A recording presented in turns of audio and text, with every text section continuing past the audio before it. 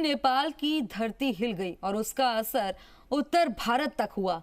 असर ऐसा कि दिल्ली एनसीआर के लोग अब तक डरे सहमे हैं। एक पल को लगा कि आज तो इमारतें गिर ही जाएंगी, इसलिए लोग अपने घर और दफ्तर छोड़कर सड़कों पर आ गए। अब सवाल यह है कि अगर नेपाल जैसा भूकंप देश की राजधानी और उसके आसपास के शहरों में आ गया तो क्या होगा। इसको समझने के लिए आप हमारी खास रिपोर्ट देखिए।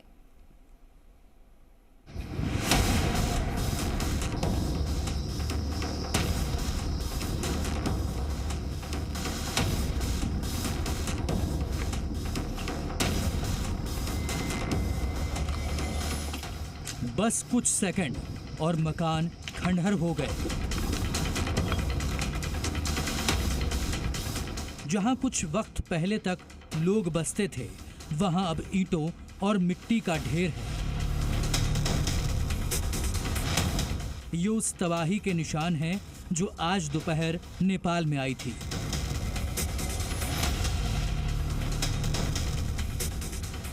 दोपहर 2:30 बजे के आसपास जब लोग खाना खाकर आराम कर रहे थे, तभी इमारतें हिलने लगी। नेपाल के लोग समझ चुके थे कि ये वही जलजला है जो पिछले कुछ सालों से लगातार उनके देश में बर्बादी ला रहा है। भूकंप के झटके महसूस हुए तो फौरन लोग अपने घरों को छोड़कर बाहर निकल आए। दफ्तरों में काम करने वाले भी कुर्सी छोड़कर भाग खड़े हुए। मैं सेकंड फ्लोर पे बैठा हुआ था अपने हाउस टैक्स के लिए, तो मेरे को अचानक एकदम बैठे बैठे ही कुर्सी ऐसे हिलने लगी, तो मैंने सोचा शायद मेरे को कुछ तकलीफ़ ना हो, तो मैं 2 सेकंड के लिए देखा तो कुर्सी बहुत तेज़ी से हिल रही थी। फिर मेरे सामने जो ऑफिसर थे, मैंने उनको बोला कि सर चलो भूकंप आ रहा है, तो उनको भी फील हुआ और सामने बॉटल पड़ी थी पानी की, वो भी हिल रही टेबल पे, तो हम एकदम नीचे सबको बोलते हुए नीचे उतर आए हैं। रिक्टर स्केल पर भूकंप की तीव्रता 6.2 रही और इसका केंद्र नेपाल का दादेलधुरा रहा। बड़ी बात यह है कि भूकंप का केंद्र जमीन से सिर्फ 5 किलोमीटर नीचे था। जो अर्थक्वेक जहां आया है वो हमारे जो 2 प्लेट्स हैं, जो इंडियन प्लेट और यूएसएन प्लेट, उसकी कोलिजन बाउंड्री पर आया है। और अगर पास्ट में भी अर्थक्वेक देखें तो यहाँ पर नवंबर में भी अर्थक्वेक आ चुके हैं। अभी रिसेंट में जनवरी में भी आए हैं, दैट इज 6.3 मैग्नीट्यूड का अर्थक्वेक था, ठीक है, जो कि दिल्ली में भी फेल्ट हुआ। अभी का जो अर्थक्वेक आया है वो अगर यहाँ पर आप मैप देखेंगे तो ये जो है 6.2 का है, जो कि बहुत सैलो डेप्थ पर था, मतलब 5 किलोमीटर डेप्थ पर आया।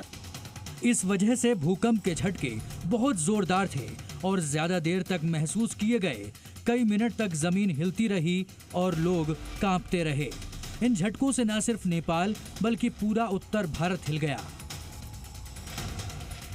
इस अर्थक्वेक की इंटेंसिटी अगर देखा जाए तो 6 था, जो कि हम लोग ने इमीडिएटली अर्थक्वेक जैसे डिसमिनेट किया उसका 6। और दिल्ली में अगर आप देखें तो ये स्लाइटली फेल्ट था, मतलब 3 की मैग्नीट्यूड थी दिल्ली रीजन को जो कवर करता है। और उसी दौरान अगर देखा जाए तो उत्तराखंड से आपके पंजाब में भी फेल्ट हुआ है, दिल्ली में काफ़ी फेल्ट हुआ है, लखनऊ रीजन में, जयपुर रीजन में, कुछ लोग यहाँ बता रहे हैं कि ये अहमदाबाद रीजन में भी फेल्ट बता रहे हैं, उनको फील हुआ है।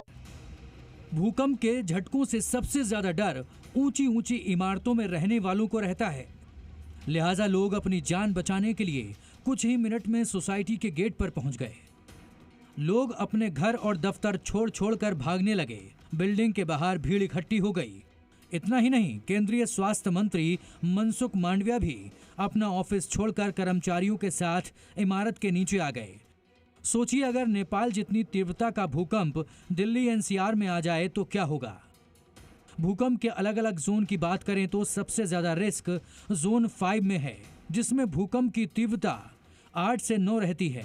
इसमें पूर्वोत्तर भारत, उत्तराखंड और गुजरात शामिल हैं। जोन 4 में 7 से 8 की तीव्रता का भूकंप आता है। इसी में दिल्ली एनसीआर आता है। इसके बाद आता है जोन 3, जिसमें भूकंप की तीव्रता 6 से 7 होती है। केरल, गोवा, यूपी, गुजरात, पश्चिम बंगाल, पंजाब, राजस्थान और मध्य प्रदेश इसी जोन में है। जोन 2 में रिस्क सबसे कम होता है, क्योंकि यहाँ भूकंप की तीव्रता सबसे कम होती है। इसमें झारखंड, छत्तीसगढ़ और उड़ीसा शामिल हैं। जोन के हिसाब से पूर्वोत्तर भारत के साथ साथ दिल्ली एनसीआर में भूकंप का खतरा काफी ज्यादा है, लिहाजा सावधानी की जरूरत भी ज्यादा है। ब्यूरो रिपोर्ट, जी मीडिया।